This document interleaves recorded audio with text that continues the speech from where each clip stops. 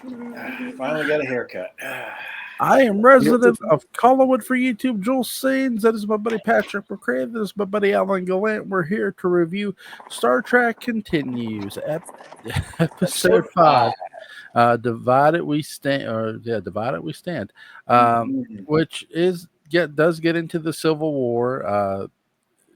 Captain James T. Kirk and Dr. McCoy are sent sort of back in time. Kind of. It's an unusual approach to, sort of time travel, but they managed to get out of the, oh, it's all a dream by Mhm. having it be an increasing problem for them as hosts. Yes, well, the nanotech that was taking over their bodies. Yes, interesting concept. Thought that was kind I, of cool. I've never seen a security officer happier to lose an arm and then He's a stand red around joking shirt. with the He's a red captain. shirt. He's a red shirt boy, I He was tell you. happy to still be alive after it was all over. Drake continues as an episode for the rest of the series. For a while, I think they were going to call it Drake Continues. Yeah. But Drake is the first original series security officer type who looks like he could actually be a menace to someone. The rest of these guys, you're like, God, Kirk, I'm so amazed you made it out of space dock. I've also noticed we have Dr. McCoy #2 here as He well. was in the last episode also. Yeah, Chuck Oh, Huber. okay. And Yeah. and he's great. They refer to the part of the series when it was coming along before he appeared as Huberty, and now it's past Huberty, Yeah. so he's there full time. Yes. All right. All right. uh, But Chuck's great. I mean, he's Yeah. very good. It's clear these are all professional actors. Absolutely. Absolutely. yeah. They did a really good job with the costumes here. I mean, especially the Civil War costumes. Well, there's a Uh, reason they had reenactors. Yeah. They They filmed brought these their things own in Georgia. costumes. Yeah. That was a huge boon, I'm sure, to be down there in Georgia where there's a ton of reenactors with their own stuff. Yeah. Save a ton of money. It was yeah, interesting. It really made me want to learn more about some of the costumes they were wearing because Hmm. there were some very unusual ranks. There was one Union guy in a green uniform. A lot. Let's see, 1862 at Antietam. So by this time, the war's been going on for a little while, and a lot of guys either their unis got ruined or something happened to them, and they would just wear whatever they could. And this was particularly true in the Confederate Army because they just didn't have the money to clothe everyone. Yeah. So a lot of them wore their own clothes. Okay. Well, this looked, I don't know, this looked more like it was some specific type of division or rank or something like Maybe, that. maybe. Yeah. I mean, like the Zouaves from Louisiana had very colorful uniforms and different hats and all that sort of Did thing. they just do parades? Did they They looked like they were just doing do parades, but no, they parades? actually I don't know fought. about who are the Zouaves? I believe they were from Louisiana. And they were sort of a special outfit, you know. Special And as in developmentally different? Or no, as in okay. they were like commissioned specially, Oh, okay, and good. Yes. they were, and so they had their own uniforms, and they were very flamboyant. I'll see if I can pull I it just up. think the Civil War has such a dignified color palette. Yeah, I love the idea these guys busted in with like crazy colored uniforms at a time yeah, when you would think stealth would be important. yeah. Once they get out on the field, though, to hell with it. You're out there. You're in the middle of it. But yeah, I'm sure it was probably. Um, All right, let's see. Zouaves were both in the Confederacy and in the Union Army, primarily in the Union Army. Okay, but they were known for their flamboyant North African-inspired uniforms and military style. Wow. Uh, so they were French Africa. And let me see if I can show you. Yeah, here's a good picture of one right here. Yeah, that is a. Oh my God! Cool. You see, they look sort of like fancy Roma. Yeah, I mean, it looks like they should be in a Mardi Gras They've parade. got big baggy pants, and Did now they they didn't fight all. by? Did they fight by hurling coconuts and No, beads? they were riflemen. They're Um, deadly doubloon throwers. yeah, that's right. Throwing the debris left over from their brie lunch, right? That's right. Cheese wheels. Uh, but that's essentially what they look. Apparently, they fought quite bravely and enthusiastically as well. They weren't just Listen, you got fancy to be gams. brave to wear that outfit They in were the first seriously, place. seriously. They probably got cat calls from the other side of the battle.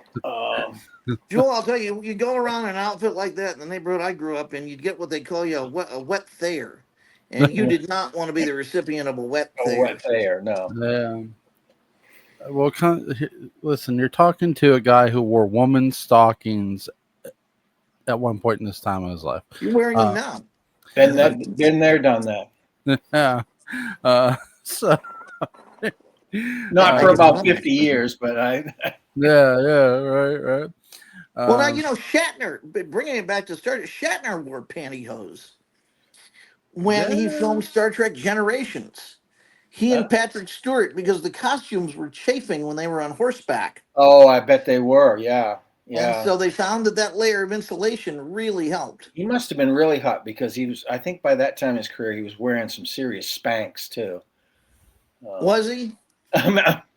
I'm sure he was. I mean, in order to sort of hold everything in, because let's face it, Bill got broad as time went on. He actually had a weight problem during the original Star Trek. He did, yeah, especially in the third season. They put him in a girdle more than once. Yeah, because he would come in, he'd work out before they started shooting, and then he'd come in and he'd put on weight during the shooting season, and yeah.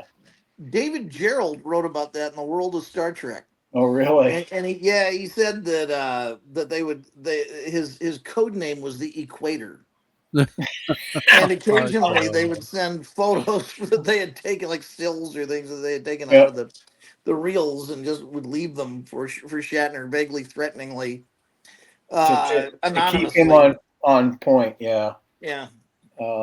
Yeah, I mean, nothing wrong with it. God bless Bill. I mean, he's outlived almost all of them now. Well, the thing is that even when he was putting on weight, he was very athletic. Yes, and he still is. Apparently, he still rides horses. So, yes, when he was playing Denny Crane, he was working out every day, and had quite the regimen. Yeah, cool, very cool. Yeah. Secret of life, so to speak. I don't think that could be said for James Spader. I think James Spader was just enjoying himself. I think so. But I think, it certainly hasn't affected Spader's career with the Blacklist and all that good stuff. No. He was he was named after a long line of veterinarians. Specialized in female pets. That's right. Yeah. That's right. Oh my God. Oh, here we go far afield. Speaking of fields, the fields in Antietam.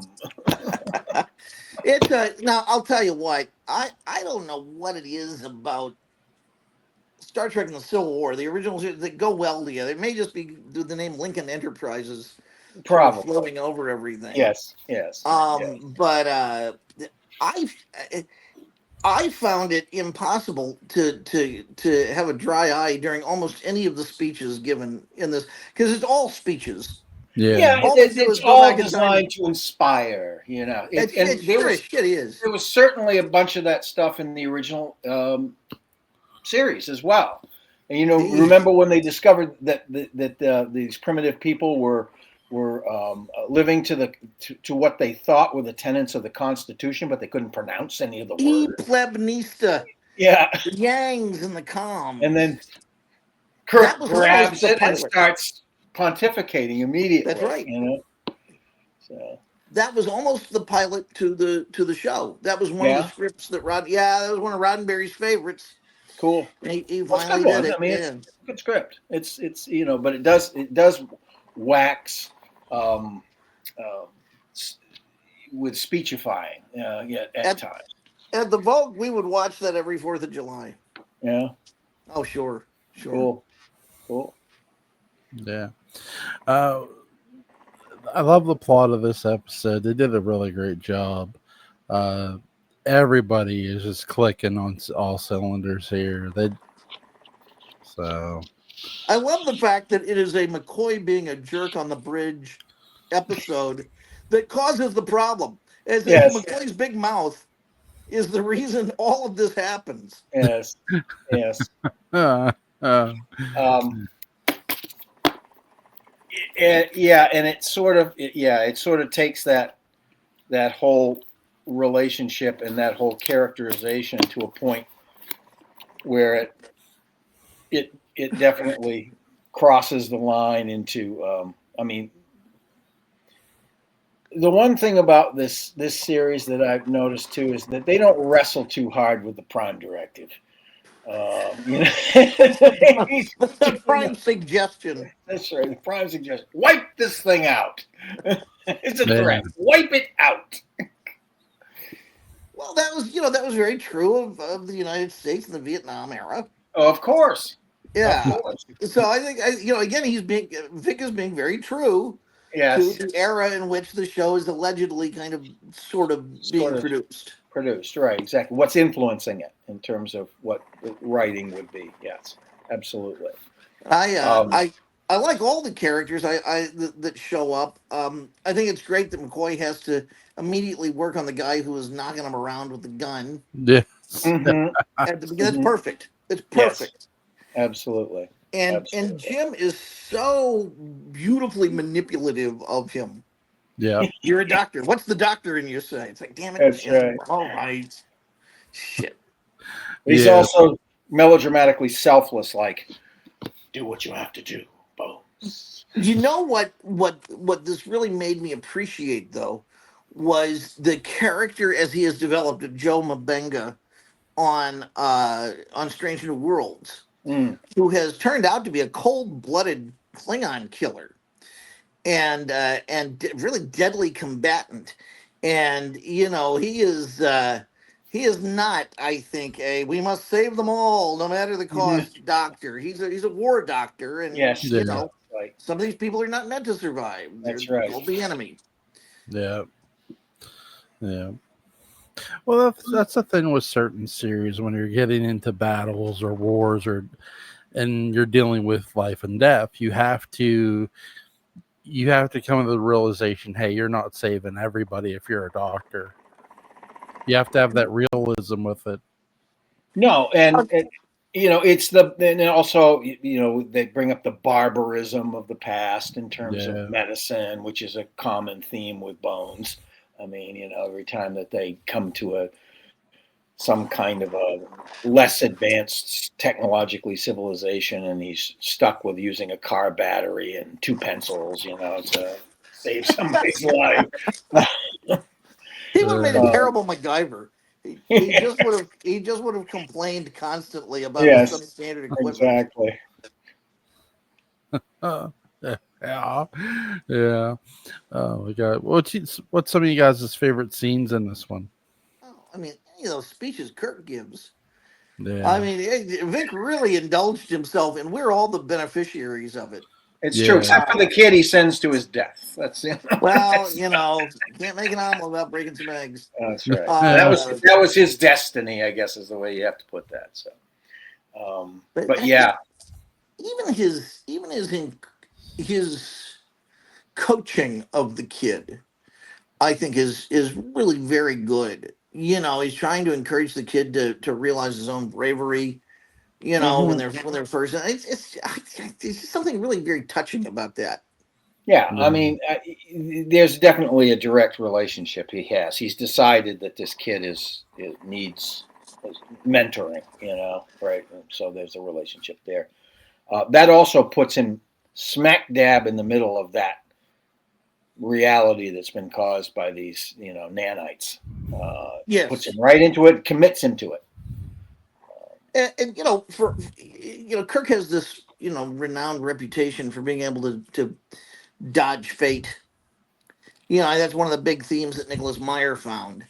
Mhm. Is that he's very clever about that, and boy, luck runs out Yeah, Yeah. I in mean, this but sequence. he has to, basically he has to cop to like other people thinking he's a coward because he can't shoot anybody. He's at least going to follow the prime directive to that point. He's not going to kill Yeah, anybody yeah, um, at this point. So, and this is a weird thing. I mean, because even though it's incredibly real on one level, they don't know how real it actually is. Yeah. Which yes, is terrifying. It's am I really going to die here? That kind of thing. It's a very interesting conundrum that they face moment to moment. yeah. Where are we the only two real people, or is this real? And it's real enough so I feel the pain, and you have to shoot me full of morphine because you're taking my leg off. I don't think they even had morphine for him. Oh yeah, they did. They They did. did. They Is that did. As a matter of established in the fact, it was script? called soldier's disease when they would get addicted to morphine. Well, yeah, but no, no, no, no. I mean, in this episode, Oh, I don't. I don't think McCoy has morphine to give him. I think he just gives him the bit. yes, he only gives him the stick or whatever it is. Yeah, Yeah. that's true. That's true. Um, they would have had it, but maybe not available right there. Hey, Lincoln. Is that it again? Yeah, they may have run out or whatever, and they didn't have me at that particular moment. But yeah, because I think he complains what all we've got is a swig of whiskey or something like that to give him or something like that. Yeah. Yeah. So yeah, And a star to steer her by. yeah. Hey, It's buddy. it's just horrible. Hey, you can't have a Civil War discussion without a Lincoln, right? That's That's right. true. So, That's true. Lincoln made his guest appearance. so I That's like right. that Lincoln once again makes a guest appearance in a Star Trek episode. Don't I have a gerbil around here named I don't know Named Richard. something. name it Grant. Yeah. Hey, yeah, No, Jeff no Davis. shitting on Grant. Grant was a hell of a president. He was a hell of a general. He really was. Grant was He the was. shit. He really was great. He had his reputation was sullied as a president because he had a few shady people in his administration, but he wasn't one of them. Yeah, there is a documentary out there you can find about U.S. Grant, who it's produced and narrated by Leonardo DiCaprio. Cool. It's outstanding. It's a Yeah. 3-part documentary. It is very good. It was made 2020. Cool. It's really really good. It's worth seeing. Yeah, I'll check it out. Absolutely. I usually try to check out most of the Civil War stuff I see floating by and on YouTube anyway. So Yeah, real, this was exceptional, and I yeah. think maybe the same production company did an FDR a little while, like a year or so later, and Wouldn't have thought that Leo DiCaprio would be into history that way, but he is apparently yeah. he's a huge Ulysses S. Grant fan. Yeah. And I was converted. I had always just heard the reputation of him. Yeah. And then I saw this and was like, wow. Yeah, he also had the reputation that was actually produced by his rivals and also the Confederacy that he was a hopeless drunk. He was not. He was not. No, he was not. And He was an enthusiastic drinker, but he was not a hopeless drunk. When one of the things it really goes into is that when the war was over, immediately Grant gave very stern orders to all of his troops to that the war is over and you are to treat these guys with respect. Right, they're going to be citizens again. Yeah, that's right. That's right. They are not combatants. That's over. Yeah, that's it. And he didn't also to allow them to keep their sidearms, their hunting rifles, and any horses or mules that they had. Yeah. They basically let them take with them what they had, as long as it wasn't a Napoleon cannon or something like that. Really, really good episode. I mean, so What is the next one?